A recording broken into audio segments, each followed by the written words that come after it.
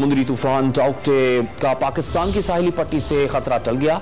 तहम तूफान की इब्तदाई लहरें भारतीय रियासत गुजरात के साहिल से टकरा गई हैं। भारत में तेज हवाओं और गरज चमक के साथ मूसलाधार बारिश हुई है।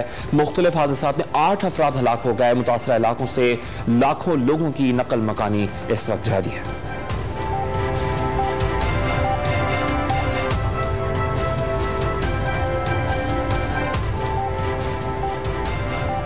कराची, ठट्टा, हैदराबाद और जानशोरों की गिरदोनवाह में भी गर्द आलूद हवा का सिलसिला जारी रहा। ठट्टा की इंतजामिया ने मुतवक्किल समुद्री तूफान के पेश नजर अलर्ट जारी कर दिया है। खैरपुर में भी तेज तूफानी हवाओं के दौरान 30 झोपड़ियों में आग लगने से 5 अफराद झुलसकर जख्मी और 7 मवेशी जलकर मर गए।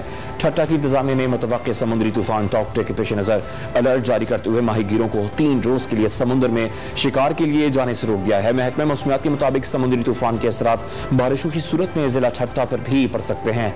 ठट्टा, हैदराबाद और जामशोरों के गिरदोनवाह में गर्द आलूद हवा का सिलसिला इस वक्त जारी है। उधर खैरपुर के इलाके बागड़ी बस्ती में तेज तूफानी हवाओं से 30 झोपड़ियों में आग लगने से 5 अफराद झुलसकर जख्मी और 7 मवेशी जलकर मर गए।